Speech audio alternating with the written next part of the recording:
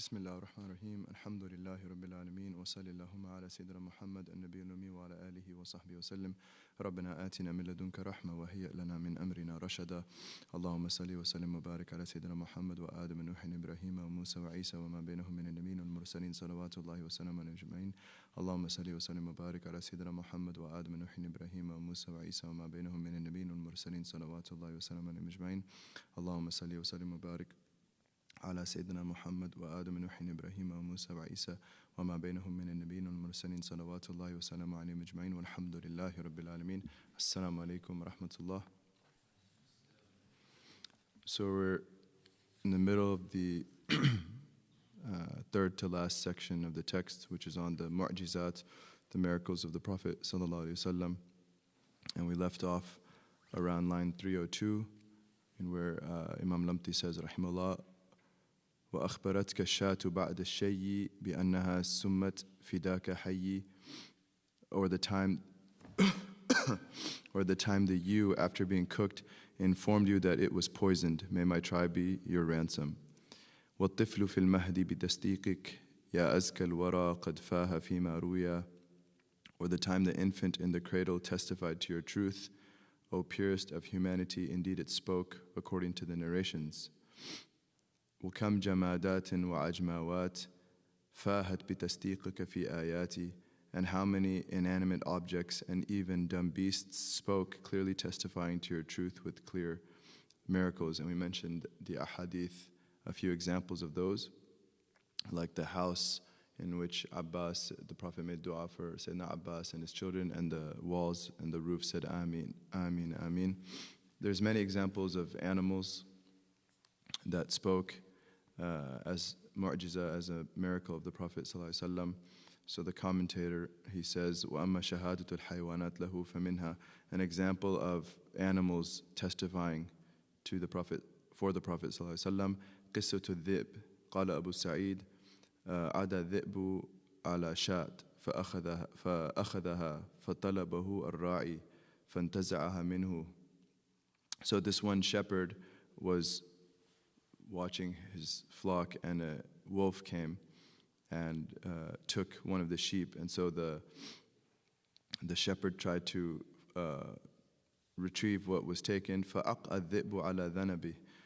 So the wolf stands up on its two hind legs. وَقَالَ أَلَا تَتَّقِ اللَّهَ تَنْزِعُ مِنِّي رِزْقًا سَاقَهُ اللَّهُ إِلَيْهِ. So the wolf says, do you not fear Allah, trying to take away provender that Allah has driven to me? فقال الراعي يا عجبا ذئب مقع على ذنبه يكلمني بكلام الإنس. He says, how strange and wondrous, ajib, that a wolf is standing on its two hind legs and speaking to me in human language. فقال الذئب ألا أخبرك بأعجب من ذلك. So the wolf said, should I not inform you of something even stranger than that, even more wondrous than that? محمد بيثرب يخبر الناس بأنباء ما قد سبق. The Muhammad ﷺ is in Yathrib, informing people of the news of what has transpired. And in one narration, ألا أخبرك بعجب من كلامي, should I not inform you of something even stranger than my speaking? رسول الله في النخلات بين الحرتين يحدث الناس عن نبأ ما سبق وما يكون. So in the second narration, the wolf says, the God's messenger is amongst the date palms between the two lava tracts, which is the description of Yathrib, informing people of the news of what has transpired and what will transpire from the Quran and the Hadith. And in another narration, يَدْعُ النَّاسِ إِلَى الْهُدَى وَإِلَى الْحَقِّ وَهُمْ يُكَذِّبُونَ. In another narration, the Messenger of Allah is inviting people to truth and guidance, sallallahu alaihi wasallam, although they are rejecting it. قال فأقبل الراعي يسوق غنمه حتى دخل المدينة. So the shepherd was shocked, and he takes his flock, he drives the flock towards until he enters Medina. فزاواها إلى زاوية من زواياها. So he puts the flock in a corner, one of the quarters of Medina, and one of the corners. ثم أتى رسول الله فأخبره. And then he came to God's Messenger sallallahu alaihi wasallam and informed him. And this is in the Dalail al-Nubuwah of Abu Nu'aym and others. 305 وقبضة التمر التي قد أطعم منها جميع الجيش وهي نحو ما كانت بل أربى منه بل قد أنفق من ذلك التمر ابن سخر أو سقى ولم يزل لديه حتى تهب مقتل ذي النورين فيما نهبا. So these three lines, or the handful of dates that nourished an entire army and after feeding them remained as it was. After the entire army ate from a handful of dates, it was still the same quantity as it was in number, or grew to be even more, or it was even larger than its original handful. In fact, how much was distributed from those dates by Ibn Sakher, Abd Al-Rahmaan Ibn-Sakher, is Abu Hurairah. Indeed, many pounds, awsuq, and they remained with him until they were seized unjustly during the siege and assassination of Uthman, the possessor of twin lights, among those treasures plundered on that day. So this is another mu'jiza, another miracle, and so it's in the Shifa of Qadi Iyad that Abu Hurairah narrates, أصاب الناس مخمسة. One time the people were afflicted with severe hunger. فقال لي رسول الله صلى الله عليه وسلم, God's messenger said to me, هل من شيء? Is there anything? Is there even a small amount of food? قلت نعم شيء من التمر في المزود. I said yes, there's a bit of dates in the place of provender. قال فأتني به. The Prophet said, sallallahu alaihi wasallam, bring it to me. فأدخل يده. So he placed his blessed hand, sallallahu alaihi wasallam, into it. فأخرج قبضة. And he took out a handful, sallallahu alaihi wasallam. فبسطها. And he extended it. وَدَعَى بِالْبَرَكَةِ. And he prayed for special grace, Allah's increased, multiple increase of blessing. ثم قال. And then he says this in Abu Hurairah, أُدُوا عَشَرَ. Call 10. فأكلوا حتى شبعوا. So they all ate to their fill. ثم عشرة. And then call another 10. كذلك حتى. And so 10 by 10 they came, the entire army. حتى أطعم الجيش كلهم. Until he fed, sallallahu alaihi wasallam, from his blessed hand the entire army. وشبعوا. And all of them ate to their fill. وقال خذ ما جئت به. خذ ما جئت به وكل منه. وأدخل يدك وَاقْبِضْ مِنْهُ وَلَا تَكُبَّهُ فَنَعْمْ. So then he says to, after the entire army had eaten, he says to Sayyidina Abu Hurairah, take what I bring to you and eat from it. And place your hand therein and just grab a handful and do not turn it upside down. Do not pour it out. فَقَبَضْتُ عَلَى أَكْثَرْ مِمَّا جِئْتُ بِهِ. Abu Hurairah says, so then I grabbed more than what I had originally brought to the Prophet ﷺ. Sayyidina Abu Hurairah says this. فَأَكَلْتُ مِنْهُ وَأَطْعَمْتُ حَيَاةَ رَسُولِ اللَّهِ صلى الله عليه وسلم. So I ate from that and I was fed from it for the entire remaining lifetime of the Prophet ﷺ, which we know is about 3 years after Sayyidina Abu Hurairah converted, because he converts at Khaybar, which is in the 8th year after Hijrah. And we'll allude to that. That's another miracle of our Prophet ﷺ, that Sayyidina Abu Hurairah is the number one narrator of Hadith, despite his late conversion into Islam. He was from Banu Daws, and Banu Daws came at Khaybar. And so this is very late in the seerah, but he relates 5,374 some odd Hadith, which is the most by far of any companion, because second after him is Ibn Umar, who narrates about 2630 or so, and then our mother Aisha 2200, 2210. So look at the vast difference. Over 5,300 Sayyidina Abu Hurairah, and then Ibn Umar, who's been there from the beginning, 2,600 or so, and then our mother Aisha, who's been there from the beginning, 2,200 or so. So this is from the dua of the Prophet ﷺ. He made dua for Abu Hurairah's memory. He actually complained that his memory wasn't that good, and the Prophet ﷺ, he made dua, and we'll read the hadith inshallah. So for the rest of the 3 years, he was eating from this handful of dates. And then he says, فَأَكَلْتُ مِنْهُ وَأَطْعَمْتُ حَيَاةَ رَسُولِ اللَّهِ صَلَّى اللَّهُ عَلَيْهِ وَسَلَّمَ وَأَبِي بَكْرٍ وَعُمَرٍ وَعُثْمَانٍ. So I ate for the lifetime of the Prophet ﷺ, the remaining years, and then the remaining years of Sayyidina Abu Bakr, and the lifetime of Sayyidina Umar and Uthman, ila an qutila Uthman, until Sayyidina Uthman was assassinated, Allah be pleased with them. فَانْتُبِهَ مِنِّي فَذَهَبْ. And then when all the plunder happened, this handful of dates was also taken, and it went away. And this is, Qadi Iyad relates it, but it's also in the Dalal Nubuwa of our master Abu Nu'aym, the Hafidh of Hadith.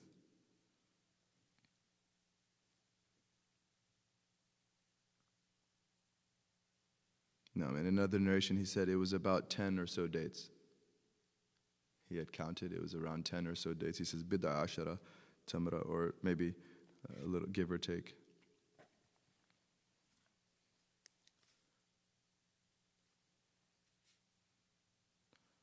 (308) وَكَمْ مِنَ الْقَلِيلِ قَدْ كَثَّرْتَ وَكَمْ مِنَ الْأَمْوَاتِ قَدْ أَحْيَيْتَ. And how many times did you multiply and make many what was few? And how many times did you restore the dead to life by the power of God? And this is a mu'jiza many people don't know about, that our Prophet ﷺ brought the dead back to life, bi'idhnillah, by the permission and power of Allah alone. So just like Sayyidina Isa alayhi salam, Jesus the son of Mary, alayhi salam, brought the dead back to life, bi'idhnillah, so too our Prophet ﷺ did that. An example, Hassan al-Basri relates that a man أتى النبي صلى الله عليه وسلم وهو وامرأته. So a man and his wife came to the Prophet صلى الله عليه وسلم. فذكر الرجل أنه طرح بنتا له في وادي كذا فانطلق معه صلى الله عليه وسلم إلى الوادي وناداها. نعم. That Hassan al-Basri, it's mursal hadith, but it's related in the Shifa and the of Qadi Iyad, as well as the Mawahib Luduniya by Qastalani and its commentary by Zurqani. They mention this. Hassan Basri relates that a man and his wife came to the Prophet ﷺ, and the man mentioned that they had buried a daughter of theirs, or placed a daughter of theirs after she passed away in a certain valley. So the Prophet takes off with him ﷺ to the valley. وَنَادَاهَا بِاسْمِهَا, and he calls the deceased girl by her name, sallallahu alaihi wasallam. Ya fulana ajibi ahyi afwan. Ya fulana ahyi bi'idhnillahi ta'ala. Oh girl, and he calls her by her name, come back to life by the permission of Allah Most High. فَخَرَجَتْ, so she comes out. وَهِيَ تَقُول لَبَّيْكُ وَسَعْدَيْكُ, and she says, at your service, ever ready. فَقَالَ لَهَا إِنَّ أَبَوَيْكَ قَدْ أَسْلَمَا. So the Prophet says to her, sallallahu, verily your two parents have become Muslim. فَإِنْ أَحْبَبْتِ أَنْ أَرُدَّكِ عَلَيْهِمَا. نعم. So if you would like, I can return you to them to live, and you'll be a Muslim with them. فَقَالَتْ لَا حَاجَةَ لِي بِهِمَا. I have no need of my parents. وَجَدْتُ اللَّهَ خَيْرًا مِنْهُمَا. I found God to be better than them. No. Abu Nu'aym also relates, so that's with a human, and there's other narrations as well. This is one of a few where he actually brought babies or children back to life, sallallahu alaihi wasallam, by Allah's permission, and then as well as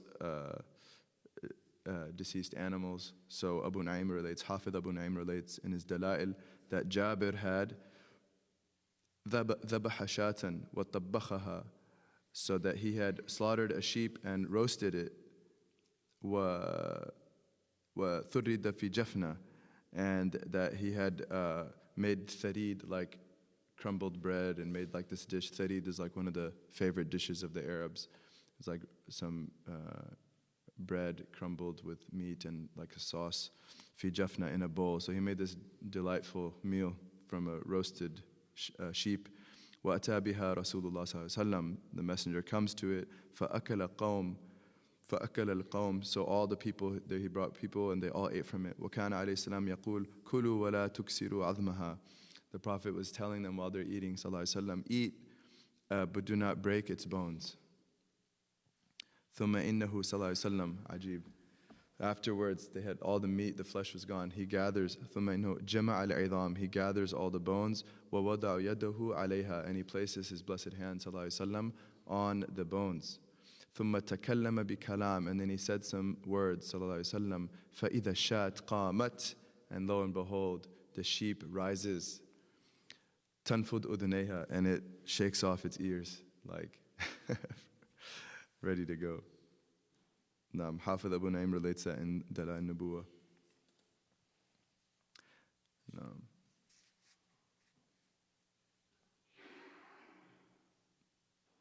And they were experiencing these things. The ada, the normative way Allah creates things, was being broken, contravened regularly with the companions of the Prophet ﷺ. They were experiencing all of these things. So their iman was always at its fullest, which was, from a logical perspective, which was necessary for the sacrifice that they had to make. It was like a precondition. وكم من الأشجار إذ دعوتها أتت مطيعة لما أمرت. And how many trees, when you called them, came in obedience to your command. So in Sahih Muslim, again on the authority of Sayyidina Jabir ibn Abdullah, أنه ذهب صلى الله عليه وسلم يقضي حاجته فلم ير شيئا يستتر به. The Prophet صلى الله عليه وسلم, Jabir relates in Sahih Muslim that he went to relieve himself and he could not find anything to veil himself with. فَإِذَا بِشَجَرَتَيْن بِشَاطِئِ الْوَادِ. And then lo and behold, there were two trees in the ends of the valley. فانطلق صلى الله عليه وسلم إلى إحداهما فأخذ بغصن من أغصانها. So he goes to one of the trees and grabs one of its branches. فقال انقادي علي بإذن الله. And he says to it, surrender, submit yourself to me by the permission of Allah. فانقادت معه. And so it acquiesced with the Prophet ﷺ. كالبعير المخشوش, like a camel that's been that's under control. أو يصانع قائده, or a camel that's being driven. وذكر أنه فعل بالأخرى كذلك. And then Sayyidina Jabir mentioned that he did with the other tree the same way, and he pulled one by one each tree to the center. حتى إذا كان بالمنصف بينهما, until he brought them to the center, and it was like now a veil, a wall that قال التئما علي بإذن الله فالتأمتا. And then he says, conjoin yourself upon me by the permission of Allah, and they conjoined, so that it was one continuous wall behind which he relieved himself, sallallahu ta'ala alayhi wasallam. Sahih Muslim. And there's like so the nafs is like the tree that's rooted. It refuses to move, the ego. And the Prophet ﷺ is grabbing us by one of our branches and saying, surrender to me, come and let go. And so then if we be like the tree, we should uproot our egos and do what the Prophet wants, sallallahu alaihi wasallam. But we're so ingrained in our ways and our opinions so we have to uproot all of that and acquiesce ourselves. This is the same word. Inqiyad is actually the definition of Islam. Islam, when they define Islam, they say al-inqiyad al-zahiri. It's acquiescing, surrendering one's outward limbs. And Iman is inqiyad batini. It's the internal surrender and acquiescing to truth. So.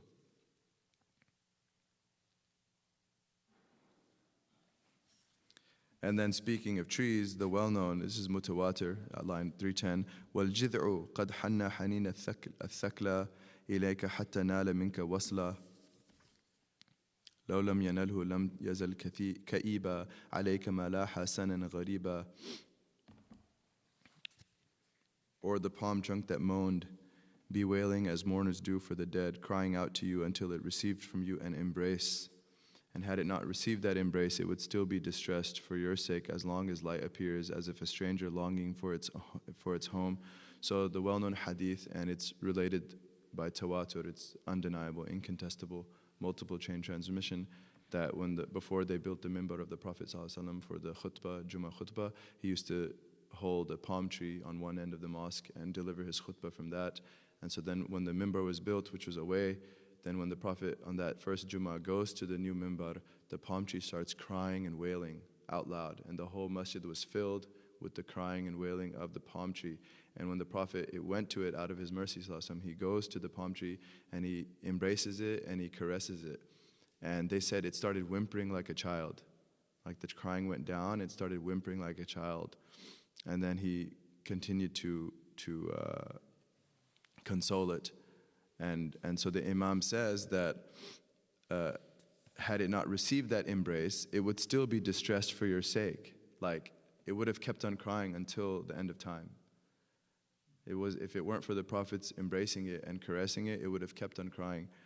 Because for as long as light appears as if a stranger longing for its home. So this is the palm tree teaching us how we should connect with the Prophet ﷺ.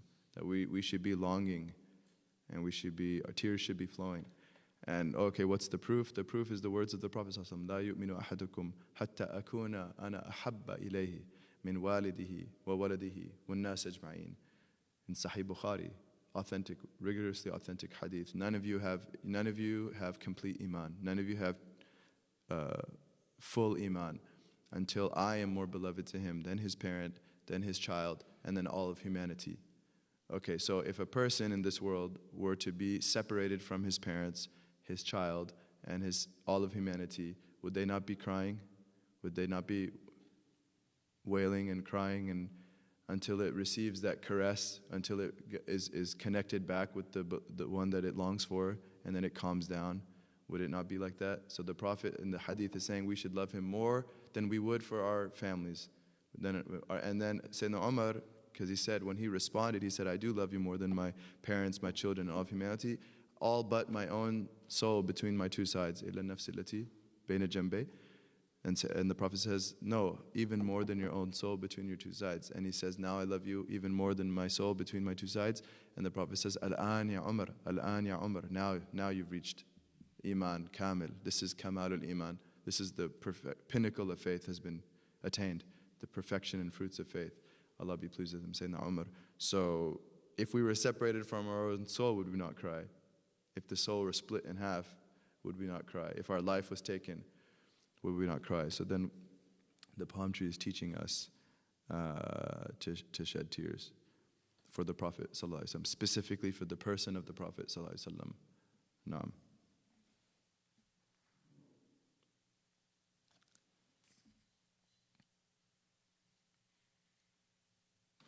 وكم عمى وعمه أذهبت عن أعين وعن قلوب حتى أدركت الأبصار والبصائر ما لم تكن تظن الضمائر.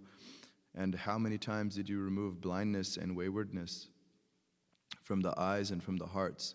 So the ama in Arabic is the blindness of the eye, and the amah with the ha at the end. Amah is blindness of the heart. When the basar of the eye is blind, it's called ama, with the root ayn, mim, and then the broken letter, which is the ya or the waw. Ama. You just elongate it, ama. But when that last broken letter is changed to a ha, the soft ha, amahun. This is the blindness of the basira, the blindness of the spiritual insight, the blindness of the sight of the heart. Like Allah Ta'ala says that they are, fi khawdihim ya'mahun. When Allah Ta'ala, this is in the Quran many times, that ascribing blindness to their hearts. They see with their eyes, but their basira is completely blinded. So he's saying that how many times did you remove, Ya Rasulullah Sallallahu Alaihi Wasallam, both ama, blindness of the eyes, as well as ama, blindness of the hearts. So that's why he says, أَذْهَبْتَ عَنْ أَعْيُنْ وَعَنْ قُلُوب. You removed the blindness of the eyes and of the hearts. And then he says, حَتَّى أَدْرَكَتِ الْأَبْصَارِ وَالْبَصَائِرِ. Until the eyes and the eyesights attained adrakat ma lam takun tadhunnuhu ad-damair, what the damir, what the mind could never even conceive of. Ajib. This is a very packed line. So he's saying that the Prophet ﷺ removes blindness from the ayn, from the ayun, until the basira can attain what the mind would never imagine. Like subhanAllah, a blind man, and the Prophet makes dua or whatnot, and then he can see. The mind could never imagine curing blindness like this by the barakah of a prayer of a man, sallallahu alaihi wasallam. And then the basira is open and the person can realize things. can see with his insight things that the mind could never imagine could be seen, right? So we did the hadith of the blind man in the beginning of the class, and we'll repeat the hadith for the barakah. Uthman ibn Hunayf, Nasa'i and others relate that Uthman ibn Hunayf, and this is the companion who says, "Anna a'ma qal," that a blind man once said, "Qala li Rasulillah sallallahu alaihi wasallam," came to the Prophet sallallahu alaihi wasallam and said, "Udu Allah an yakshifa an basari," pray to Allah that He removes my blindness from my eyes. قال انطلق فتوضأ ثم صلي ركعتين ثم قل اللهم إني أسألك وأتوجه إليك بنبي محمد نبي الرحمة يا محمد إني متوجه بك إلى ربك أن يكشف عن بصري اللهم شفع فيه. So then the Prophet ﷺ says, go forth and make wudu, make a fresh wudu, and pray 2 rak'ahs. And so this is salat al-haaja he's teaching him, sallallahu alaihi wasallam, the prayer of need. There's different riwayahs. This is a specific riwayah, a specific narration of the prayer of need. And he says, and then say after the 2 rak'ahs, O Allah, verily I ask you, and I direct myself to you by my Prophet Muhammad, the Prophet of mercy. Atawajjuh bi, atawajjuh ilayk bi Nabi Muhammad, Nabi al-Rahma. So by the means of my Prophet Muhammad sallallahu alaihi wasallam, the Prophet of mercy, I direct myself to you. And then the dua continues. This is the Prophet teaching a dua. This is prescription from the Prophet sallallahu alaihi wasallam, to say what after that? Ya Muhammad, O Muhammad. And there's no direction, there's no indication that he said to come back and be in my physical presence. The default is that he went home to do this. So he's not physically close to the Prophet sallallahu alaihi wasallam, but he's teaching him to say what? This is dua to Allah. Dua to Allah, after directing himself to Allah through the Prophet, then he says, direct yourself. Ya Muhammad, O Muhammad, inni mutawajjihun bika ila rabbik. I direct myself through you to my Lord. I direct myself through you to my Lord. And yakshifa, that He remove my blindness. Allahumma shafi'u fiyya, and then directing himself back to Allah from the prophetic prescription, O Allah, grant him intercession on my behalf. Make the Prophet ﷺ an intercessor for me. Qal, Uthman ibn Hunayf continues, faraja'a, because he was present, so he's relating this hadith. He says the man went home, وَقَدْ كَشَفَ اللَّهُ عَنْ بَصَرِي, and as soon as he finishes, he followed the instruction, as soon as he finishes the dua, he could see. The moment he said these words, he could see. And this is the authentic hadith. And we did the discussion of the authenticity in the beginning of the course. And as we know, this is not limited to the life of the Prophet ﷺ. This dua remains intact as it is, and the prescription of salat al-haaja like this remains intact even after the passing of the Prophet ﷺ. What's the proof? The proof is the other hadith that's also sahih, like this one, in which a man was coming to Uthman ibn Affan, who was Khalifa. When Sayyidina Uthman ibn Affan was Khalifa, a man was trying to go to him for a need that he had, a need to be fulfilled. And every time he tried to meet with the Khalifa, he couldn't get an appointment. It just wasn't working out. And Sayyidina Uthman wasn't able to sit with him, and he was not being noticed. And so he feels dejected, he feels sad. And on the road, on the way, he sees Uthman ibn Hunayf, this companion who relates this hadith.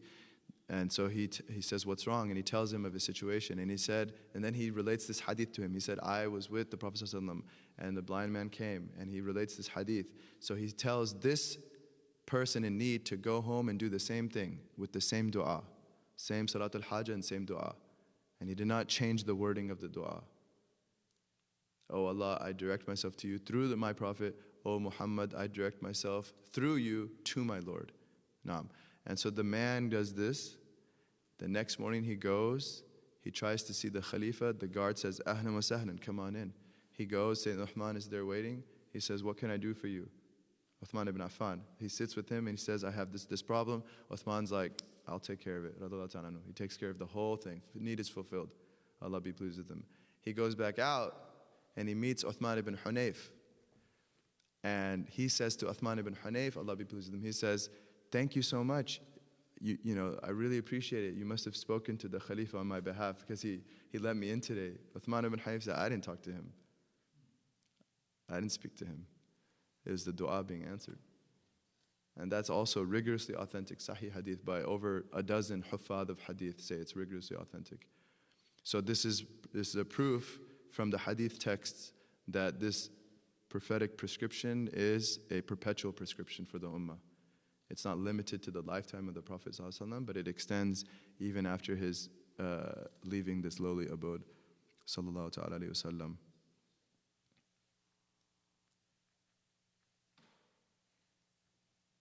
Naam.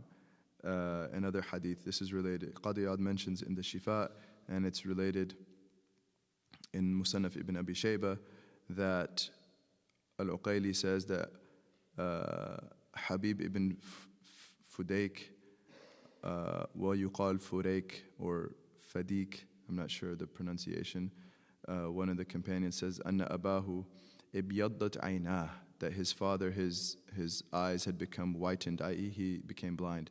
فكان لا يبصر بهما شيئا, and so he was not able to see his father. One of the companions or tabi'in, he relates that his father, who was a companion, in his old age was not able to see. فَنَفَثَ رَسُولُ اللَّهِ صَلَّى اللَّهُ عَلَيْهِ وَسَلَّمْ فِي عَيْنَيْهِ. So the Prophet ﷺ nafatha, to blow with a bit of spittle or spit, very lightly, like this, sallallahu alayhi wasallam. He did this in the two eyes, sallallahu alayhi wasallam, in the two eyes of the father of Habib ibn Fudayk. فَأَبْصَرَ, and so he could see. فَرَأَيْتُهُ يُدْخِلْ الْخَيْطِ فِي الْإِبْرَةِ وَهُوَ ابن 80. His son says, I could see, then after he got his sight back, I saw him putting the thread in the eye of the needle, although he was 80 years old. Sallallahu alayhi wa sallam. وسقطت عين قتادة بن النعمان يوم أحد. نعم. فردها المصطفى بيده فكانت أصح عينيه وكانت لا ترمد إذ رمدت الأخرى وقيل أصيبت عيناه معا وبصق فيهما فعادتا تبرقان وقال الدارقطني. نعم. Another hadith, it's related by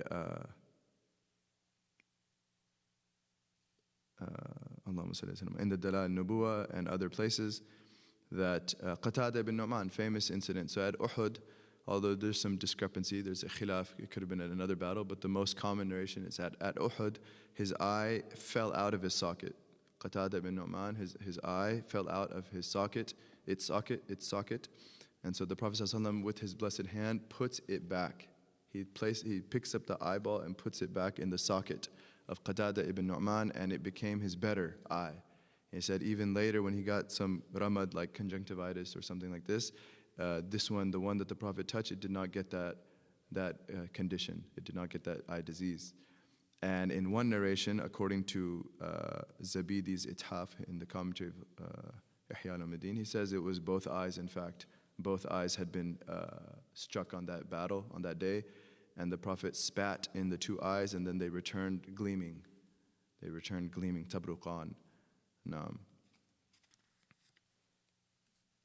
And then, of course, in terms of his curing spiritual blindness, this is every person that the Prophet guided through his dua, sallallahu alaihi wasallam, or through his blessed hand. That the most common example, most famous example would be Sayyidina Umar. How did Sayyidina Umar convert? Because the dua of the Prophet sallallahu alaihi wasallam, oh Allah, strengthen Islam with one of the two Umars, referring to either Amr the Abu Jahl or Umar ibn al-Khattab, and of course Allah had selected primordially Umar ibn al-Khattab. So that's the curing of spiritual blindness. Sayyidina Umar was spiritually blind before that. He was hitting his sister for reading Surah Taha when he became Muslim, and then he became one of the most spiritually perceiving, with most keen insight ever. That the Prophet, to the extent that he says, if Umar goes a path, shaitan can't go on that path. If there were to be a prophet after me, it would be Umar. Verily amongst the nations before me, Sahih Muslim, Sahih Bukhari, verily in the nations before me were people muhaddathun.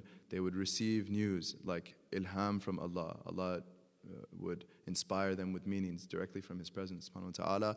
وإن كان فإن كان من أمتي أحد فإنه عمر أو كما قال. And if there's anyone in my ummah that has this ilham that receives meanings from Allah, it would be Umar, which is not questioning if it occurs in this ummah. The commentators say that this is a phrase in Arabic of emphasis. The Prophet knew that there's many people in this ummah that would receive ilham. So when he says, if there's anyone in my ummah, it would be Umar, he's saying, i.e. Umar is at the head of them. There are many in this ummah, and Sayyidina Umar al-Khattab, he is at the head of them. And we know that he would have opinions, and Quran would confirm his opinions. So look at the spiritual insight he receives by the dua of the Prophet ﷺ. Would there to be a prophet after me?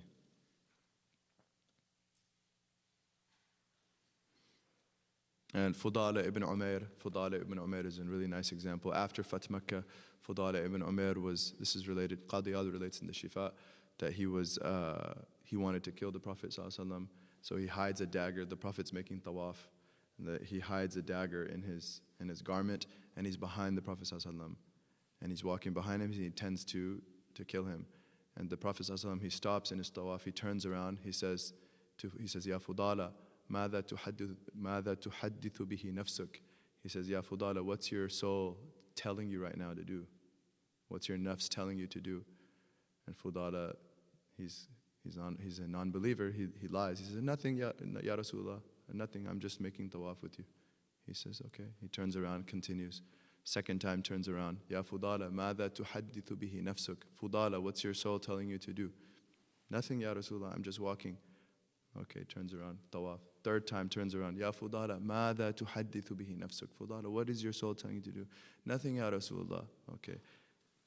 Places his blessed hand on the chest of Fudhala, right where the heart is, right where the waswasa goes in from. Just holds his hand there. Fudhala says, before that, there was no one I hated more than Muhammad sallallahu alaihi wasallam. He says, by the time the hand was taken off my chest, there was no one I loved more than Muhammad sallallahu alaihi wasallam. That's the prophetic touch, sallallahu alaihi wasallam. It takes the worst criminal with the worst intention and sanctifies him. Sanctifies him. No one I love more. No one I love more. Naam. This Qadi Iyad relates in the Shifa. So spiritual, just like the eye of Qatada and the eye of the blind man, the eyesight, right? The eyesight of Fudhala is, his spiritual blindness is completely cured by the prophetic touch, sallallahu alaihi wasallam.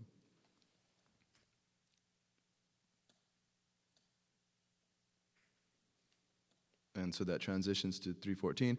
وَكَمْ مِنَ الْأَدْوَاءِ قَدْ أَبْرَأْتَ فِي الْحَالِ بِالرَّاحَةِ إِذْ لَمَسْتَ. And how many diseases did you heal immediately by simply laying upon them your blessed hand's palm?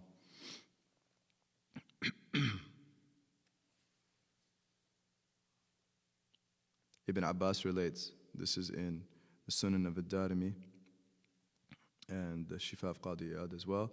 Ibn Abbas relates, جاءت امرأة بإبن لها به جنون إلى النبي صلى الله عليه وسلم فمسح صدره فثعتة فخرج من جوفه مثل الجرو الأسود فشفي. So this is actually well authenticated, and I'll give you another citation inshallah. But that a woman came with a son of hers that had junun, so he was afflicted with mental problem, retardation, type of insanity, and the Prophet ﷺ puts his blessed hand on the chest of the young boy, and the boy vomits. The boy vomits once, and it looked like a dark, almost the shape of a small creature. The narrator Ibn Abbas uses the word for a puppy. So this like black creature came out, and so then as soon as he vomited that, Shufia, he was healed. He was completely sane and normal again. The blessed touch of the Prophet ﷺ. And Shurahbil in his cuff, in his hand, he had like a protrusion. Shurahbil had a protrusion in his hand, and it prevented him from being able to grab something. And so, and he needed to hold on to his sword or the reins of his horse. He couldn't grab it. So he complains to the Prophet. He mentions it to him, and the Prophet with his blessed hand takes the hand of Shurahbil and he's just rubbing that protrusion. He just rubs it and rubs it and rubs it until it was gone, sallallahu alayhi wa sallam. حَتَّى رَفَعَهَا وَلَمْ يَبْقَ لَهَا أَثَرٍ, and there was not even a scar there after that.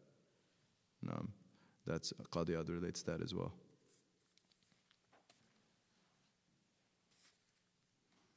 بل فار منها الماء لما ظمأوا حتى ارتوى الأصحاب بل توضأوا ومطروا سبتا إذ استسقيت بها وأقلعت إذ استصحيت. Indeed, even the water flowed in the desert from your palm when your companions were thirsty, until they were quenched, being even able to make ablutions. Or the time when you prayed, it rained for a whole week, and then it stopped when you requested clear skies. So, the water coming out of the blessed hands of the Prophet ﷺ, this is related, authentic hadith. There's over a dozen hadith authentic of the water coming out, different incidents, and the companions are able to drink and make wudu, especially when they were out in the desert on expeditions.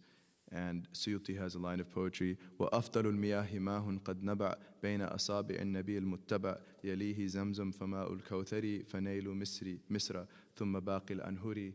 He says, what's the best water? He says, the very best water ever is the water that came out of the fingers of the Prophet ﷺ. And then after that is Zamzam. And then after that is the river of Kawthar in paradise. And then the Nile of Egypt. Suyuti was from Egypt. Rahimahullah. Yeah, I'd rather drink from the water out of the hand of the Prophet ﷺ than the water of paradise. Any day of the week. Twice on Sundays. Twice on Fridays. Twice on Mondays.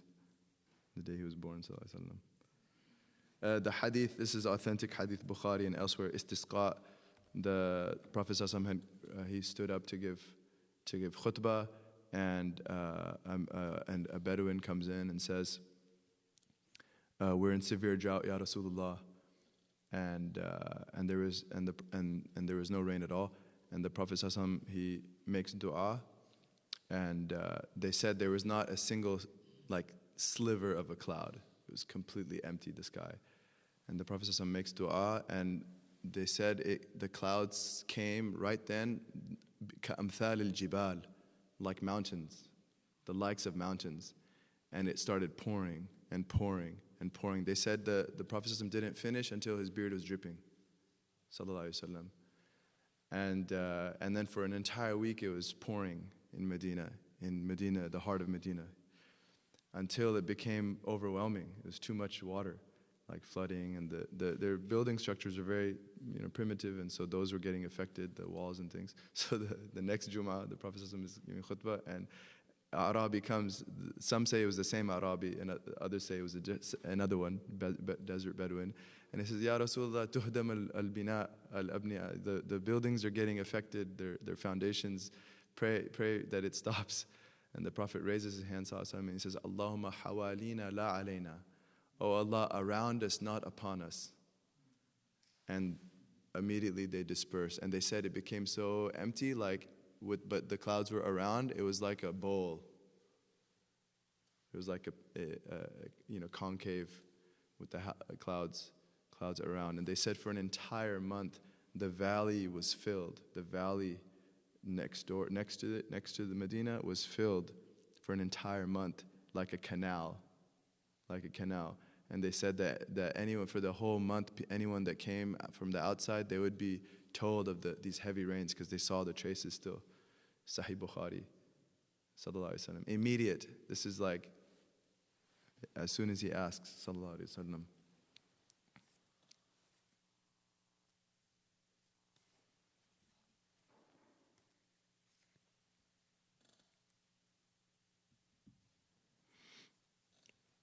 $317. وَمَنْ عَلَيْهِ أَوْ لَهُ دَعَوْتَ أَصَابَ فِي الْحَالَتَيْنِ مَا سَأَلْتَ. Or those who you prayed against or prayed for, they received in both cases whatever you requested. So the Prophet ﷺ, the majority of his du'as were for people. And so when he would pray for someone, they would get it. And there's literally hundreds of du'as of the companions and others that he prayed for. The example we mentioned, Sayyidina Umar, the example of Fudhala, that was simply by his touch, sallallahu alaihi wasallam. He prayed for Ibn Abbas to learn ta'wil, to learn interpretation of the Quran, or alimhu al-ta'wil. In some narrations, alimul hikmah, oh Allah, teach him wisdom, teach him interpretation. Ibn Abbas becomes the premier, he's the head of all mufassirin. He is the founding father of tafsir.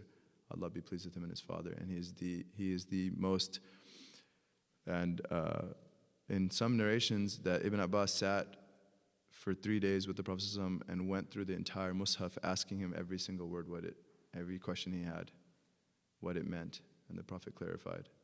Ibn Abbas was taught directly. So he made dua for Sayyidina Anas that he would have long life and a lot of wealth, and he lived to well over 120, and a lot of children, a long life, children, and wealth. And he lived over 120. They said that he had over 100 children, and that his harvest would bear fruit twice a year instead of just once. He was extremely wealthy from the dua of the Prophet ﷺ.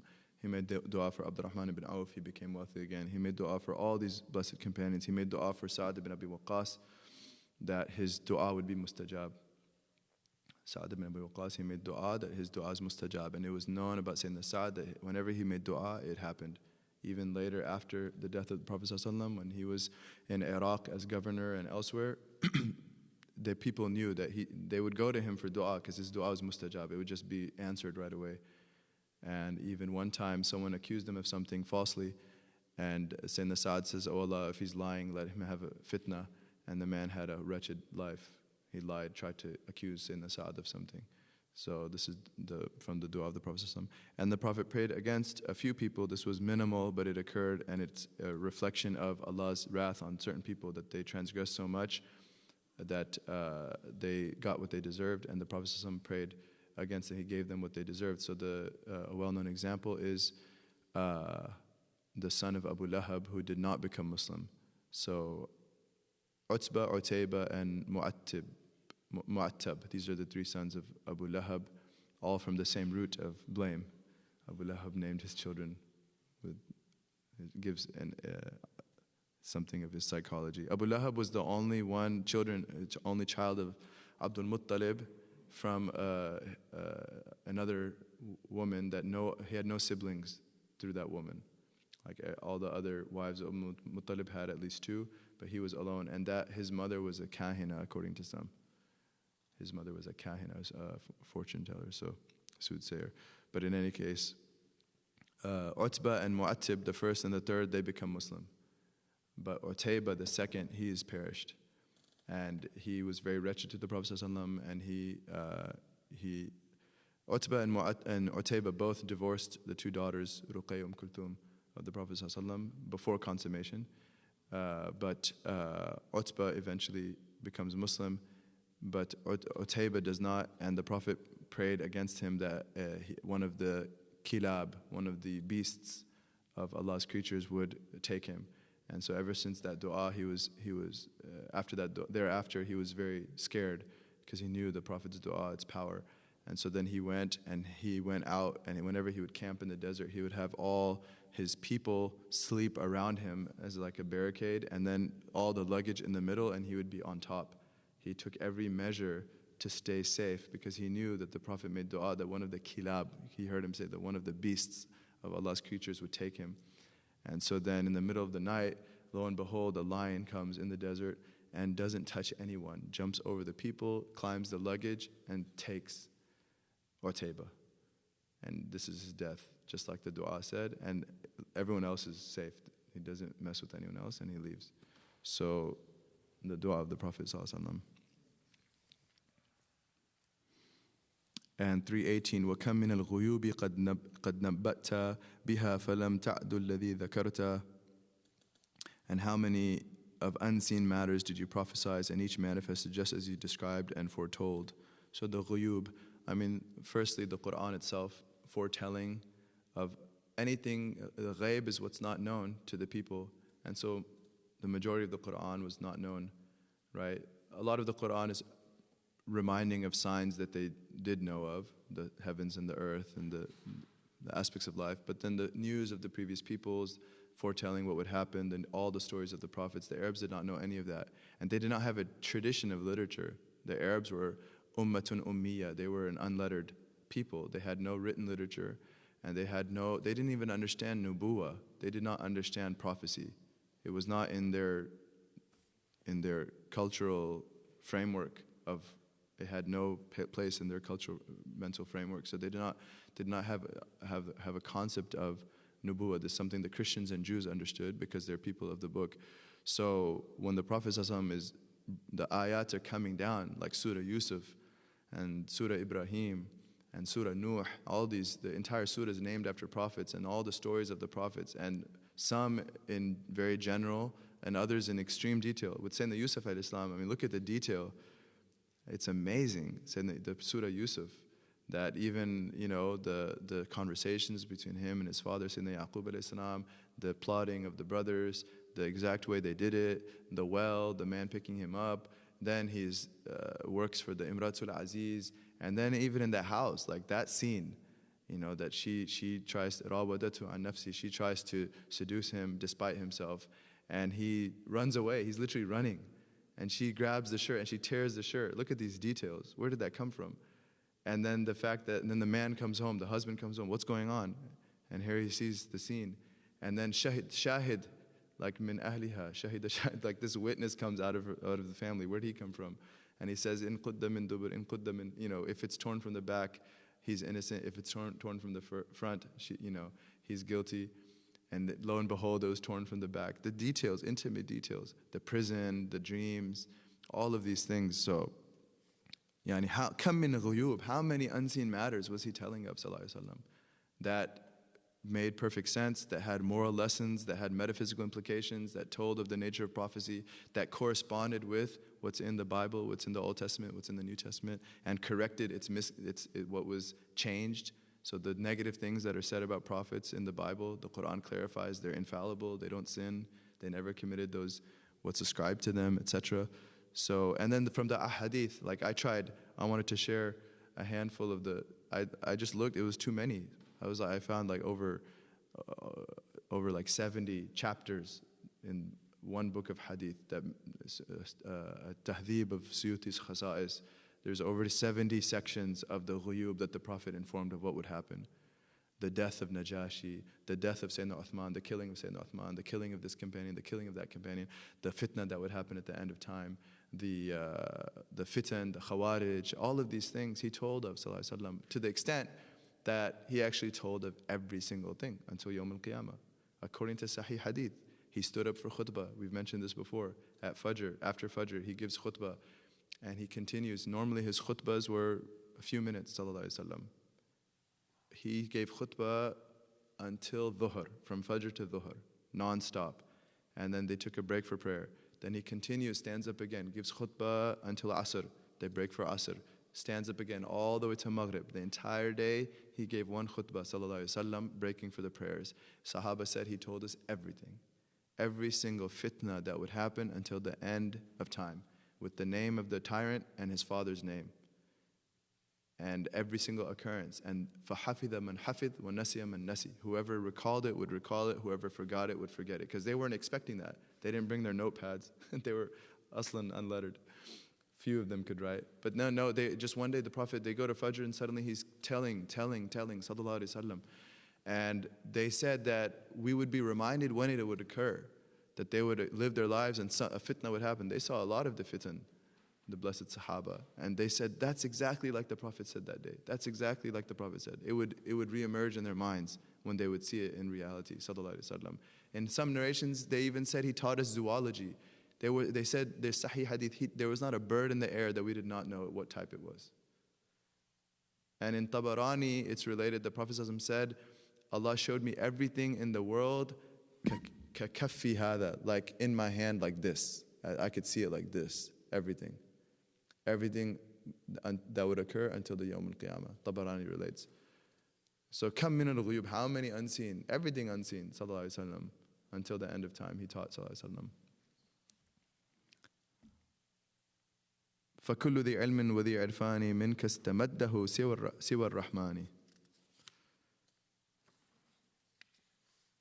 And then the Imam says, and every possessor of knowledge and every one of wisdom draws from you with the exception of the merciful. Naam. And this is the blessed Imam Lamti rahimahullah ta'ala.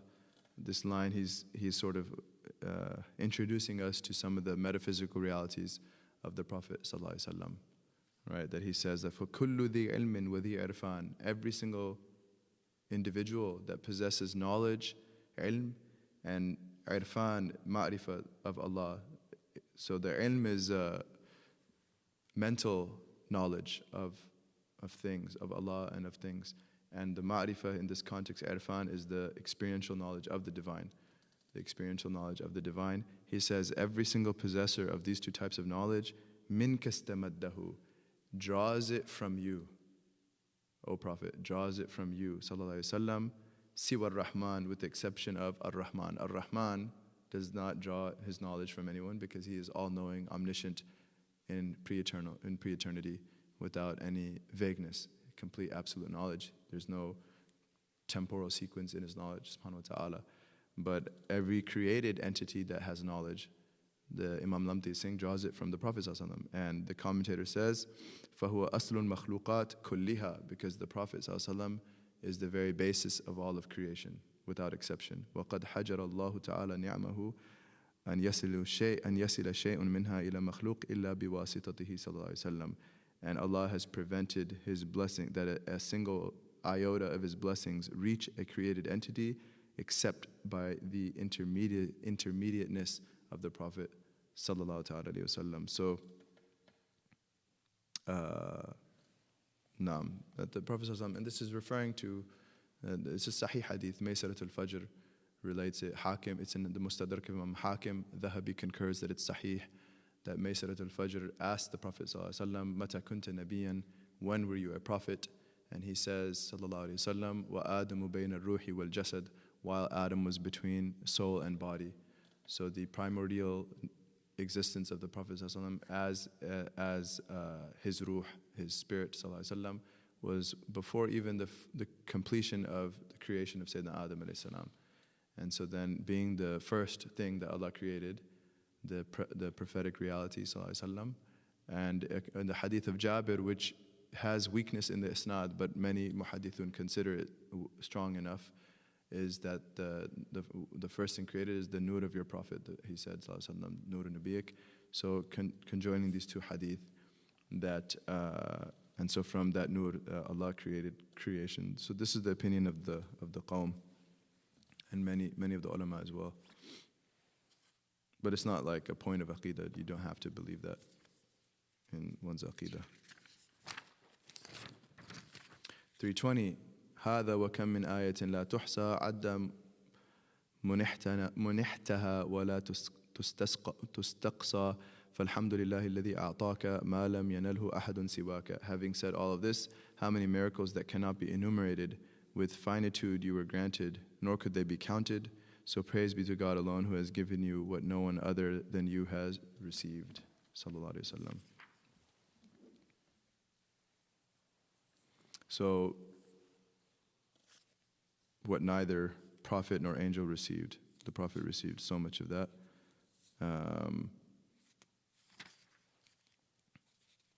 So we wanted to mention some more miracles before we, inshallah, next week should be our final class, bi'idhnillah, where we'll finish off with the passing of the Prophet ﷺ, and then the last section on the names and descriptions of the Prophet ﷺ. But just to mention a few more of the miracles.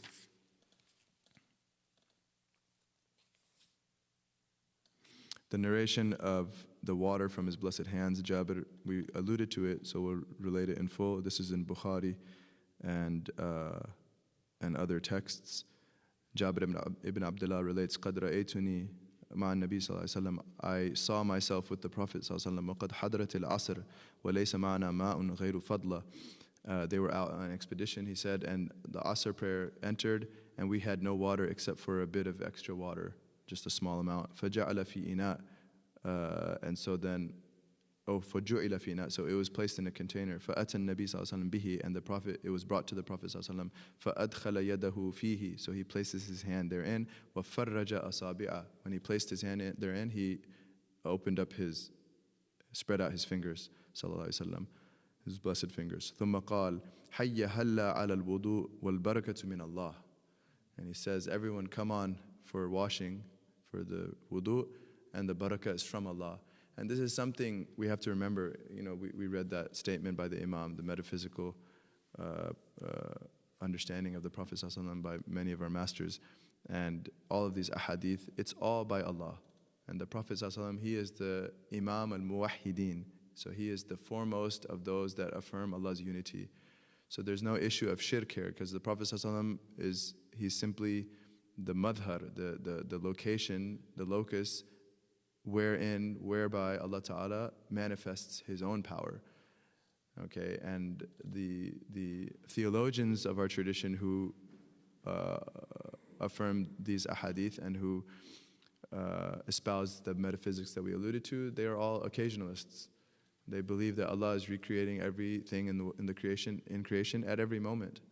Nothing in creation lasts on its own. Allah is recreating it every moment. And based on the Quran, كُلَّ يَوْمٍ هُوَ فِي شَأْنٍ خَالِقُ كُلِّ شَيْءٍ, many verses of the Quran, هَذَا خَلْقُ اللَّهِ. So every moment He is engaged in a matter, subhanahu wa ta'ala. He is the creator of every single thing without exception. That this is the creative act of Allah. These are all verses in the Quran. And so the Prophet ﷺ, he attributes the reality to Allah. He says, come, everyone come for their wudu, wal barakatu min Allah. And the blessing is from Allah directly. Not even with, even the term intermediary, we make a small tangent here, the Ashari position is that, and the Maturidi position, it's not bi al-wasita, it's aind al-wasita. Allah does not create through the means. Allah creates with the means. Like the means are the location where Allah creates what He creates. It's like an address. But it doesn't go through the means. Allah simply creates it, ex nihilo. Every creation of Allah, ex nihilo. It's out of nothing. So it's just the previous madhar, the previous location where Allah reveals Himself through His creation, shifts to another madhar, and then Allah reveals Himself through His creative act again. So literally, as Allah says, هَذَا خَلْقُ اللَّهِ, this, everything that we see and experience, is the act of God, like at the moment, not a previous act that's remaining. It's not like a clock that's wound and now it's running on its own. No, Allah makes the clock every time anew, out of nothing. He makes it, it leaves existence, and before we can perceive that, He makes it again, subhanahu wa ta'ala. This is the creative act of Allah subhanahu wa ta'ala. So وَالْبَرَكَةُ مِنَ اللَّهِ فَلَقَدْ رَأَيْتُ الْمَاءَ يَتَفَجَّرْ مِنْ بَيْنِ أَصَابِعِهِ. So I saw the water coming forth from between His blessed fingers. فَتَوَضَّى النَّاسُ وَشَرِبُوا. All the people made wudu and drank. فَجَعَلْتُ لَا أَلْوُ مَا جَعَلْتُ فِي بَطْنِي مِنْهِ. And I was like passionately getting whatever I could, drinking whatever I could. فَعَلِمْتَ أَنَّهُ بَرَكَةٌ. And I realized it's blessing from Allah. قُلْتُ لِجَابِرْ كَمْ كُنْتُمْ يَوْمَئِذٍ. The student of Jabir says, how many were you that day? قال 1400. 1400 from 4 spaces. Sallallahu Alaihi Wasallam. It's related in Darimi, but the sanad is sahih. And Musnad Ahmad and Tirmidhi and others, that Abu Ubaid relates أنه طبخ للنبي صلى الله عليه وسلم قدرة. He roasted some meat in a pot for the Prophet صلى الله عليه وسلم. فقال له, the Prophet says to him, ناولني ذراعا, hand me a forearm. فناوله الذراع, so he hands him a forearm. ثم قال ناولني ذراع, hand me a forearm. فناوله ذراعا, so he hands him a second forearm. ثم قال ناولني ذراعا, give me another forearm. فقلت يا نبي الله وكم للشاة من ذراع. Oh God's Prophet, how many forearms will a sheep have? فقال والذي نفسي بيدي, he swears by God, by the one that my soul is in his hand. لو سكت لأعطيت أذرعا ما دعوت به. Had you stayed silent, you would have handed me forearms as long as I asked for. You would have handed me forearms as long as I asked for. Jabir relates, this is in Musnad of Imam Ahmad, دفعنا مع رسول الله صلى الله عليه وسلم إلى حائط بني النجار. We went out with the Prophet صلى الله عليه وسلم to visit the bustan, like the ha'it is the garden of Bani Najjar, his relatives. فإذا فيه جمل, there was a camel therein. لا يدخل الحائط أحد إلا شد عليه. No one entered that garden except that they were rough with it. فأتاه النبي صلى الله عليه وسلم. So the camel comes to the Prophet صلى الله عليه وسلم. فدعاه, and the Prophet calls for it. فجاء واضعا مشفره في الأرض حتى برك بين يديه.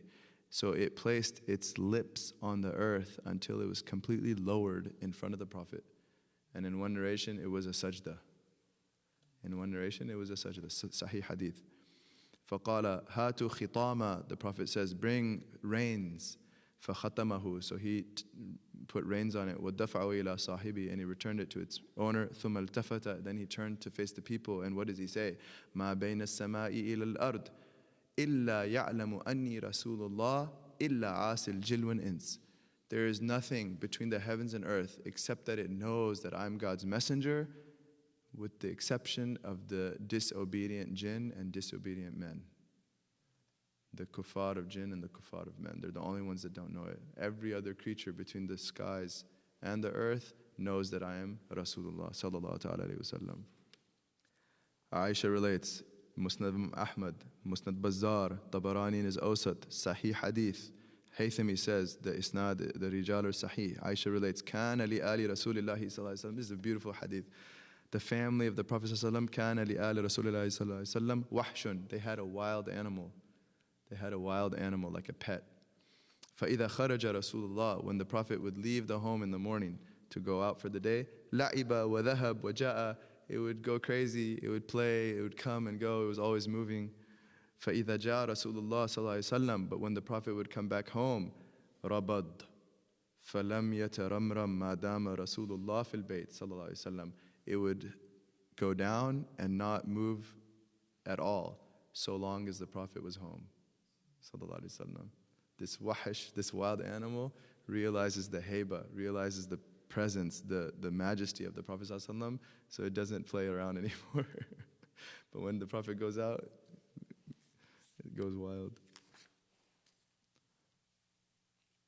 The Faraz, the horse, Anas relates, this is in Bukhari and elsewhere, Bukhari and Muslim. Kana Nabi Sallallahu Alaihi Wasallam, Sayyidina Anas, who served the Prophet for up to a decade, as a young boy, he says, Kana Nabi Sallallahu Alaihi Wasallam ahsan al-nas wa ajwad al-nas wa ashja' al-nas. He says the Prophet Sallallahu Alaihi Wasallam was the best and most beautiful of people. Ahsan, the best in character and the most beautiful in form. Like the most handsome, beautiful person ever. And this is a proof from the fiqh of a companion that our Prophet is more beautiful even than Sayyidina Yusuf alayhi salam. Ahsan al-nas. He's the most beautiful of people. Khalas. And this is the opinion of Ahl Sunnah, that Sayyidina Yusuf alayhi salam, when the Prophet said on Isra wal Mi'raj, he was granted shatrul jamal or shatrul husn, he was granted half of beauty. The ulama understand that our Prophet was granted all of beauty, sallallahu alayhi wa sallam. So, ahsan al-nas. Wa ajwad al-nas, he was the most generous of people. Wa ashja' al-nas, and he was the bravest of people. And it's this, in this context, this third attribute that Anas continues. وَلَقَدْ فَزِعَ أَهْلُ الْمَدِينَ لَيْلَةً. One night, the people of Medina were something extremely frightening occurred to them. فَرَكِبَ فَرَسًا لِأَبِي طَلْحَةَ عَرِي. So the Prophet ﷺ jumped on a horse and rode it. It belonged to Abu Talha, who was the father-in-law of Sayyidina Anas, without saddle, unsaddled, Ari. He just jumped on it as it was and took off. فَخَرَجَ النَّاسِ. And so by the time the people, they heard this loud noise. It was very scary, a very loud noise. And all the people, فَخَرَجَ النَّاسِ, when they had gone out, فَإِذَا هُمْ بِرَسُولِ اللَّهِ قَدْ سَبَقَهُمْ إِلَى الصَّوْتِ. The Prophet was already returning from the sound. Like by the time everyone else got ready, just a few things so that they go out and meet it, the Prophet is already coming back, returning, calm and collected. He had beaten everyone. And he jumped on the horse without saddle, sallallahu alayhi wa sallam. And what is he saying? قَدْ اسْتَبْرَأَ الْخَبَرِ. He had made sure everything is okay. وَهُوَ يَقُولُ. And what is he saying while coming back? لَن تَرَاعُوا. You have nothing to fear. You have nothing to fear. وَقَالَ النَّبِي صلى الله عليه وسلم لَقَدْ وَجَدْنَاهُ بَحْرًا. So what does he say about the horse? We found it to be a great sea, an ocean. فما سبق ذلك الفرس بعد ذلك وكان فرسا يبطأ. He said, Anas says that horse used to be a very slow horse, but after that day, it never lost a race. No one could outstrip that horse. From the barakah of the Prophet saying, وَجَدْنَاهُ بَحْرًا, we found it to be an ocean. Sallallahu Alaihi Wasallam. Safina, we've mentioned this before. This is in Ibn Sa'd's Tabaqat, Abu Ya'la, Bazzar, Hakim. It's Sahih according to the condition of Muslim. Dhahabi agrees it's Sahih. Safina says, Allah be pleased with him, رَكِبْتُ الْبَحْرِ, I was riding the ocean, فَانْكَسَرَتَ السَّفِينَةِ, and the boat I was on it broke. I got shipwrecked. And his name is Safina, boat. فَرَكِبْتُ لَوْحًا, so I grabbed onto a board of the boat. فَطَرَحَنِي اللَّوْحِ فِي أَجَمَ فِيهَا الْأُسْتِ, and it took me to a strange land, a forest that was infested with lions. فَأَقْبَلَ إِلَيَّ يُرِيدُنِي, so a lion came to me, wanting me. فَقُلْتُ يَا أَبَا الْحَارِثِ, I said, oh, Abu al-Harith, a term for a lion. أَنَا مَوْلَى رَسُولِ اللَّهِ, I am the client of God's messenger, because he was a freed slave.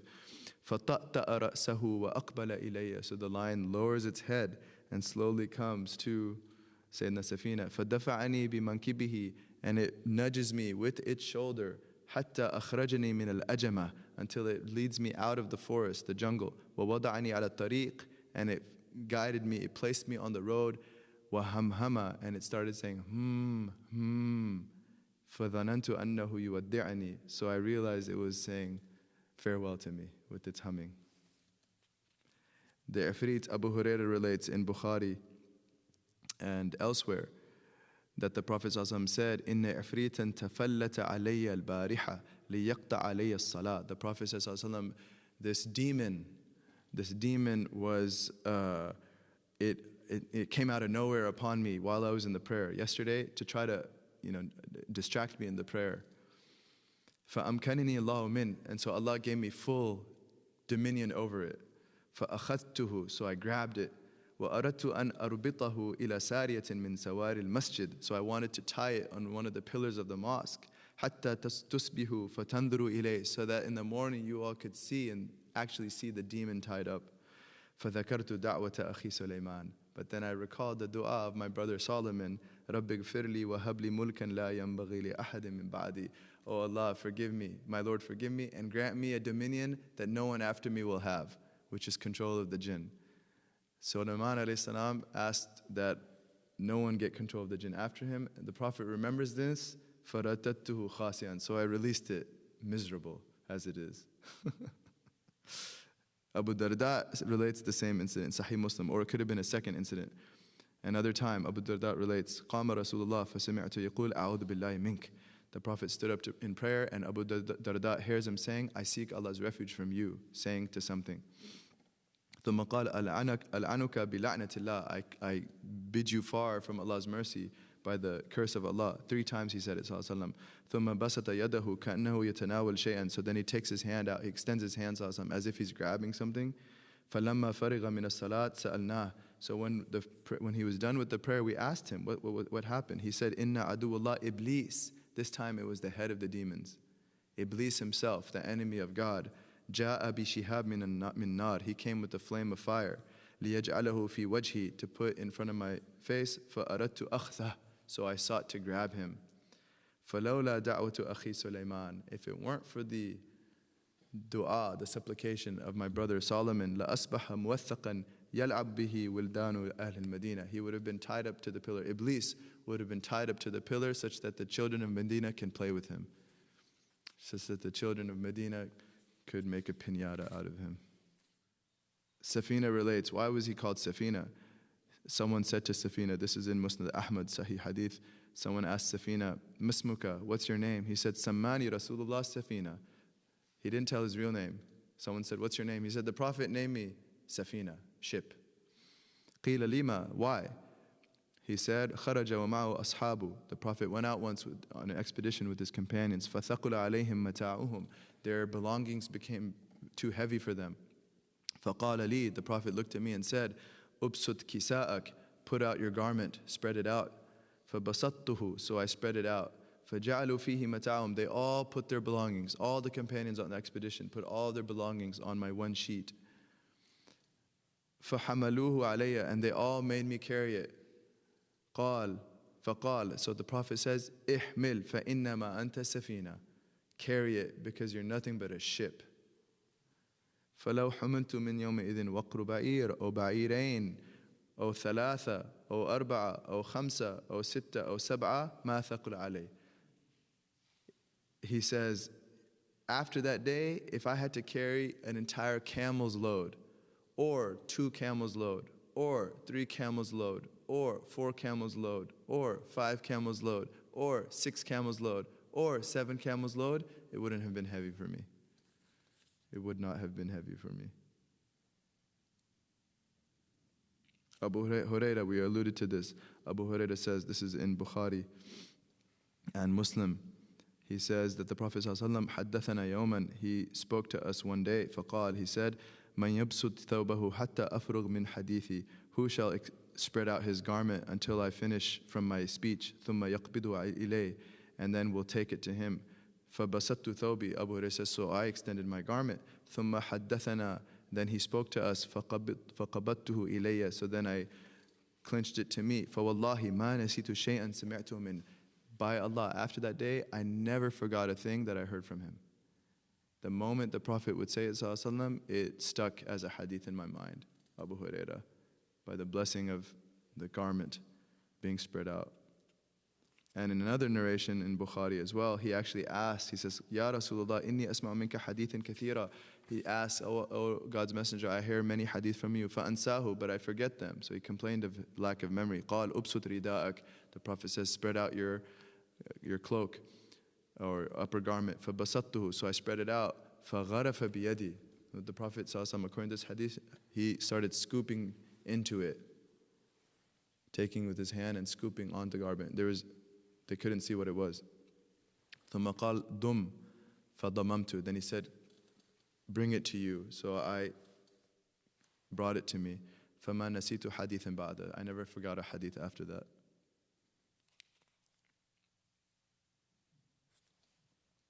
Bukhari relates Ibn al-Musayyib on his father, on the authority of his father, that his grandfather, the grandfather of Sa'id ibn Musayyib, the great Tabi'i Imam, he says his grandfather, Ja'a ila Nabi Sallallahu Alaihi Wasallam, came to the Prophet, فَقَالْ مَسْمُكْ, the Prophet says, what is your name? قال حزن, or hazan. He says hazan, which is like sadness. The Prophet says, أنت سهل.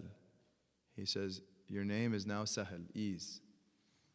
قال لا أغير اسما سمانيه أبي. I said, I won't change a name that my father named me. The grandfather of Sa'id ibn Musayyib was named Hazan. He said, I'm going to keep my name, the father named me. Ibn Musayyib, the grandson, says, فَمَا زَالَتْ الْحُزُونَ فِينَا بَعْدْ. We always had depression in our family after that. We always had depression in our family after that. Uhud, Anas relates in Bukhari. Anas relates in Bukhari. The Prophet ﷺ climbed up on Uhud, and Abu Bakr, Umar, Uthman were with him, and all of Uhud started to shake. The Prophet ﷺ ضَرَبَهُ بِرِجْلِ, he struck it with his blessed foot, and he says, أُثْبُتْ عَلَيْكَ النَّبِي وَالصِّدِّيقُ وَالشَّهِيدَانِ. He says, be firm, upon you is a prophet, a siddiq, and 2 martyrs. And we'll end, inshallah, with this hadith.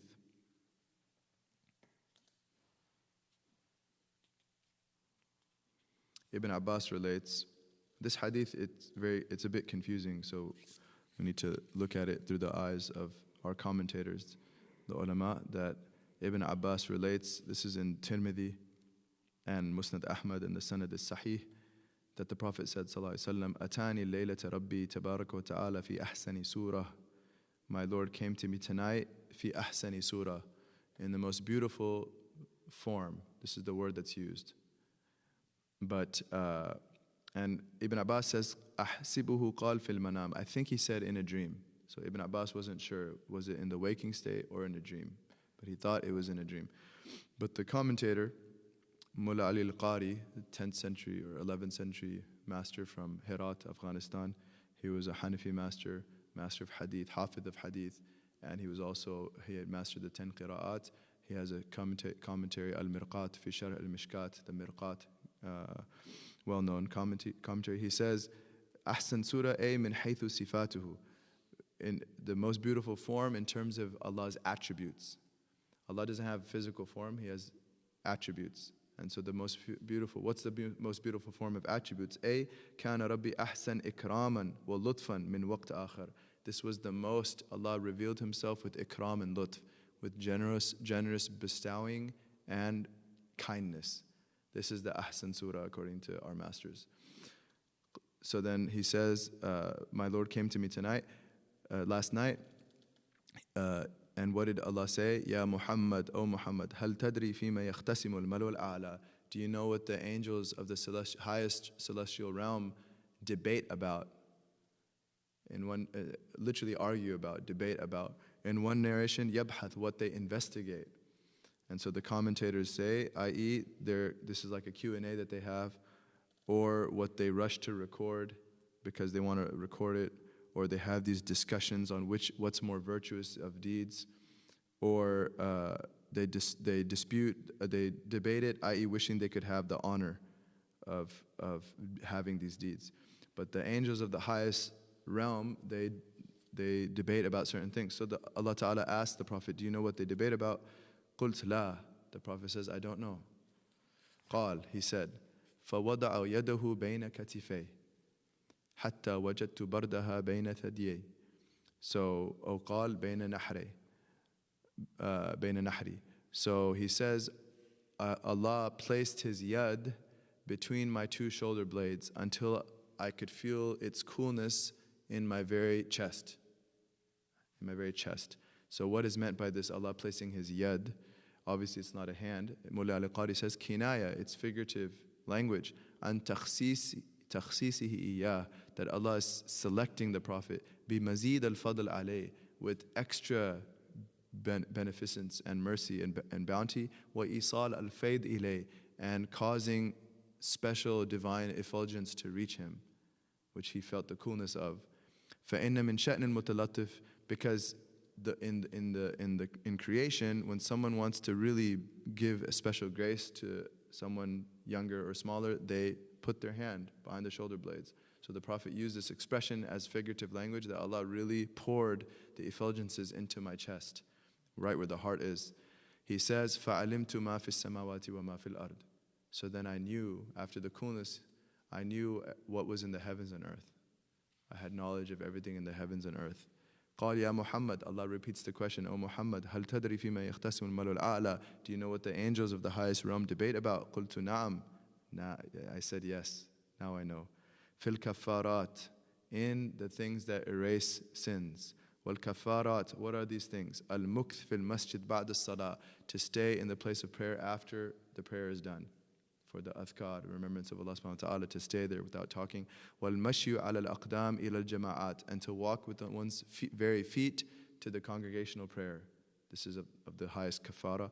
وَإِسْبَاغِ الْوُضُوء فِي الْمَكَارِهِ, the third one, to do wudu very well, excellently, even in harsh conditions.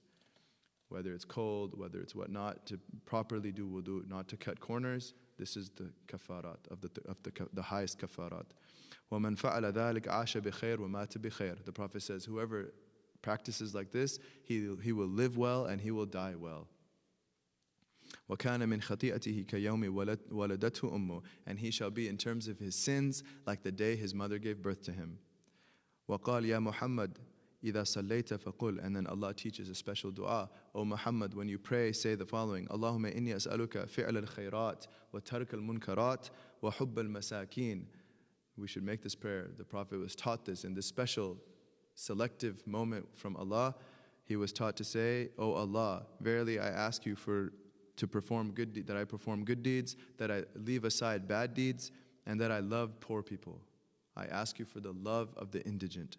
وَإِذَا أَرَدْتَ بِعِبَادِكَ فِتْنَةً, and whenever you intend, when you choose for your servants a trial, strife, tribulation, فَقْبِضَنَّنِي إِلَيْكَ غَيْرَ مَفْتُونَ, then take my soul without having been afflicted by it.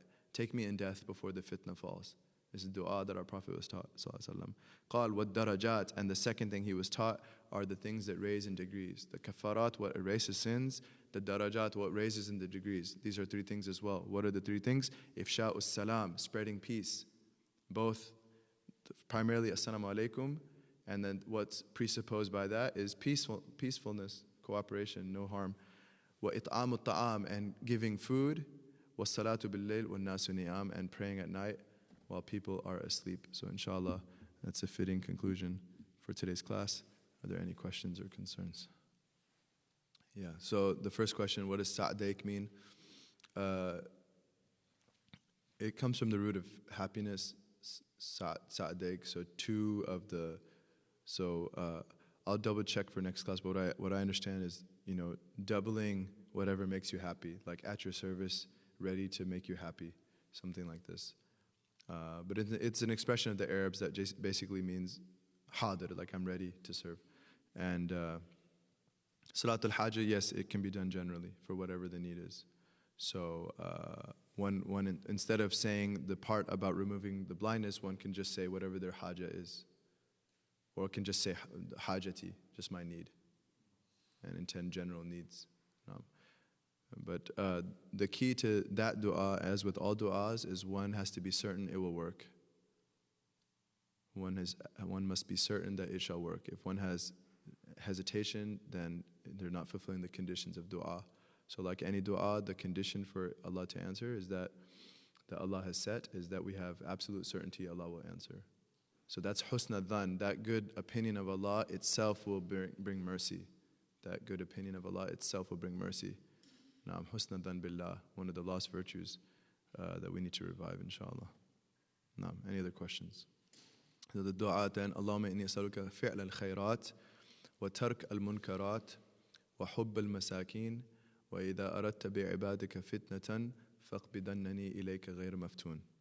Allahumma inni as'aluka fi'l al-khayrat wa tark al-munkarat, naam, wa hubb al-masakin, okay, وَإِذَا أَرَدْتَ بِعِبَادِكَ فِتْنَةً فَاقْبِضَنَّنِي إِلَيْكَ غَيْرَ مَفْتُونٍ.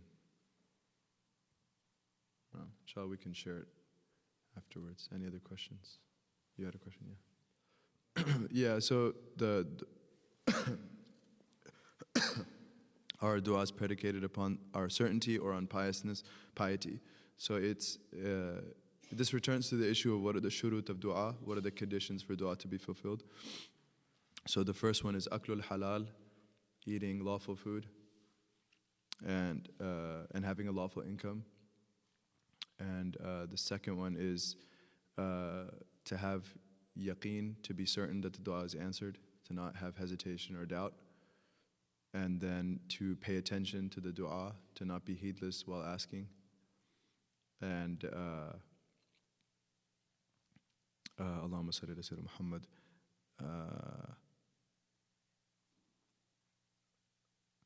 Those are the three main ones. There's some more I can't recall right now, but those are the three main ones. Lawful income, being certain, paying attention, and of course, not asking for anything haram. Okay, so don't ask Allah to break up relationships, right? Not asking something mustahil. Oh Allah, let a square be a circle. Or oh Allah, yeah, or anything, even mustahil adatan. Don't ask Allah for like a miracle, like a karama, excuse me. So, oh Allah, let me fly, let me walk on water. That's bad adab to Allah. So, these are some of the shuruts that are mentioned. And then there's a lot of etiquettes that one, if they face the qibla at certain times, certain places. So the sa'a and Jummah, before Maghrib comes in on Friday, that's a blessed time, the time at last of the night, seeking out these blessed times and blessed places. And then in general, like to leave it to Allah as to how it's answered. And ultimately to express one's servanthood to Allah through the dua. That it's not merely about getting things, but it's just putting up empty hands and showing that we need Allah, showing Him that we need Him, displaying our faqr to Allah subhanahu wa ta'ala, and then to seek Allah Himself through the dua. This is another etiquette of some of our masters, is they say that don't seek the thing you're asking for, seek Allah's presence, because it'll be better than what we're asking for. And inshallah, we'll get what we ask for anyways. If it's decreed, it's going to happen. So don't stress about that, but seek the presence of Allah subhanahu wa ta'ala. Ud'uni astajib lakum. Call on me and I shall answer you. So seek the I of the one answering, and inshallah we'll get everything. Is there another question? Yeah, so the question, the hadith of giving the khutbah after Fajr, but we know that of the conditions of Jummah, the khutbah has to be after Dhuhr enters. So it wasn't on a Friday. I don't believe it was a Friday. It wasn't the Jummah khutbah, it was a separate khutbah, unexpected. No. Wallahu a'lam. There is some khilaf, but this is Nawawi's opinion. The question was, is it confirmed that Abu Hurairah's name was Abd Al-Rahmaan Ibn-Sakher? There is some khilaf, but Imam Nawawi's opinion was that his name was Abd Al-Rahmaan Ibn-Sakher. No. This is, I think, what's accepted as a stronger opinion. Allah knows best. Naam, Sidi. So, a question, the incident that the Prophet ﷺ put his hand on Fudhala's chest and it brought so much good to him, is that something we can ask for? So, my understanding is ask to be a good servant of Allah. Ask Allah for ubudiyah. Ask Allah that He make us genuine servants and that we fulfill His rights as Lord. Huquq al-rububiyyah. So the Ibn Ta'ala says, Matlub al-arifin min Allah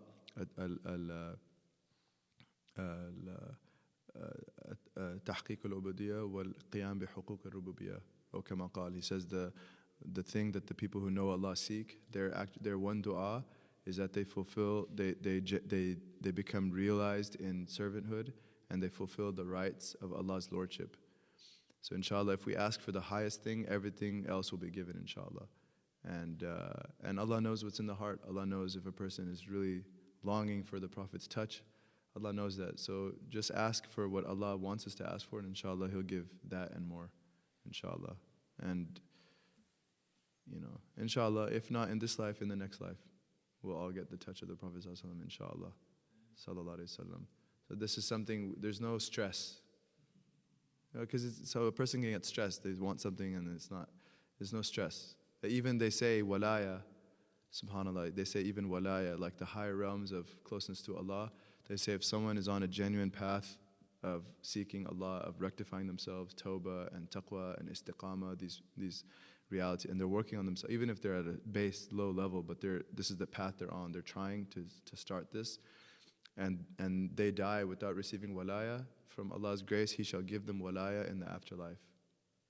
Allah will complete a person's walaya, whether this life or the afterlife. So Allah, there's nothing to stress about. Allah will not restrict His mercy. Alhamdulillah wa shukrillah. So innamal a'malu bin niyat is the implications of the Prophet's words. Actions are only by intentions. What we intend, inshallah, we shall see the fruits of. If not now, then later, inshallah. Were there questions online? No. So one of the questions online was related to someone mentioned that they were talking about, they were on a walk and someone mentioned that using the Hadith as evidence that even the Prophet, peace be upon him, hugged or embraced trees. I think the person was talking about this being connected to Islam, like tree hugging or embracing the environment. I'm not sure the contextual reference of like something that you mentioned earlier, but that was the first question. The second question was expanding on the saying, when He gives you obedience, making you unaware of it because of Him, then know that He has showed you liberally with His graces, both inwardly and outwardly. If you could expand upon that. Could you repeat the second question, please? Sure. So someone was asking if you can expand upon Ibn Attah's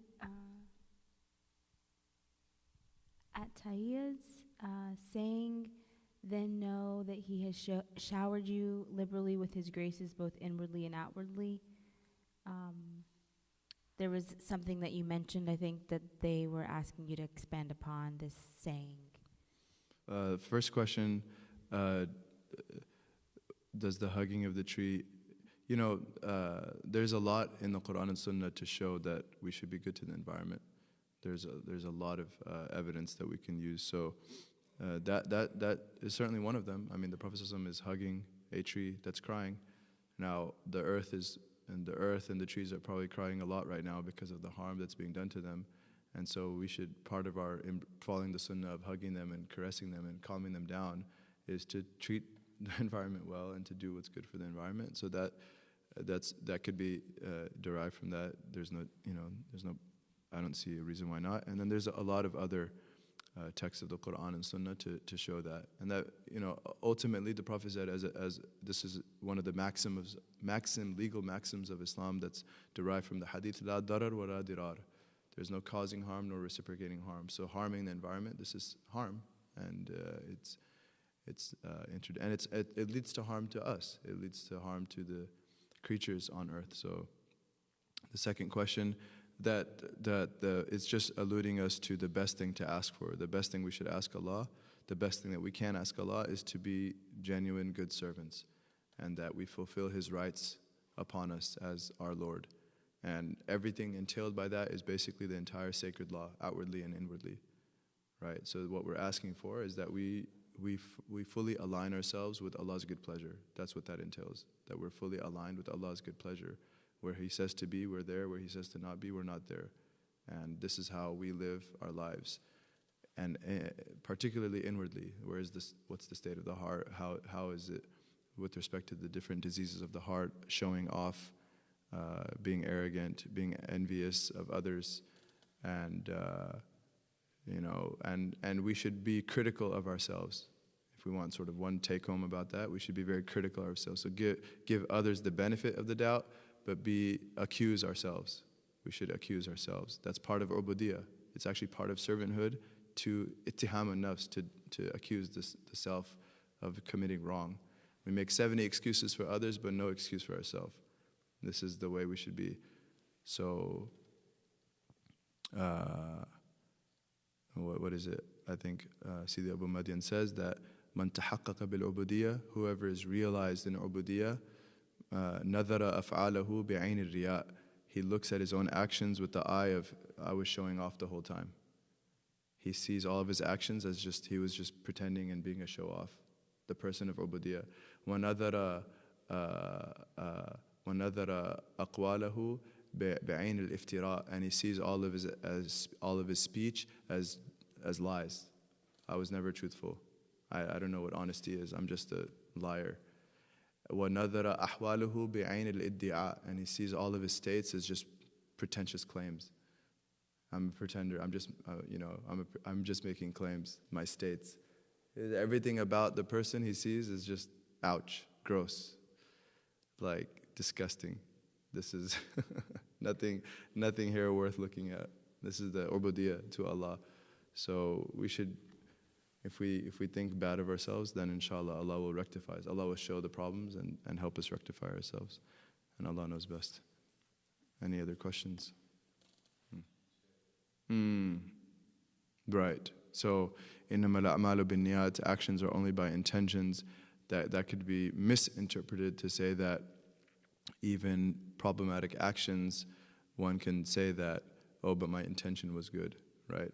Yeah, so that's clearly a incorrect interpretation of the hadith. So what's understood from the hadith, and the rest of the hadith clarifies the example of the hijrah. Whoever made the hijrah to Allah and His Messenger, their hijrah was to Allah and His Messenger. Whoever made the hijrah for the sake of this world, to attain it, or for the sake of a woman to marry her, then his hijrah was for whatever he made hijrah to. Whatever ma hajra ilayh. And so that the context is for good deeds. The context is when a good deed, it's only by was one seeking Allah in it, or was one seeking an ulterior motive? That's the primary interpretation based on the completion of the hadith. So yeah, one can never, a good intention can never make, a something haram halal. Okay, but there is, the only thing that we can say is that if a person did not mean to do the wrong thing, they were not. It's not that they were intending good, but it was like an accident. That it was unintentional. Unintentional wrong deeds, by Allah's mercy, that were not taken into account for them. So this is another meaning. إِنَّمَا الْأَعْمَالُ بِالنِّيَّاتِ. But a good niyyah cannot turn something haram into something halal. No. Right. So there's, but the context of the hadith is the hijrah. Imrat, Muhajir Qais, I think, Muhajir Qais. The Imratul Qais, the Muhajir who sought a woman to marry. But it applies then as well. Someone's intending to do a good deed and they weren't able to do it. It's still written for them.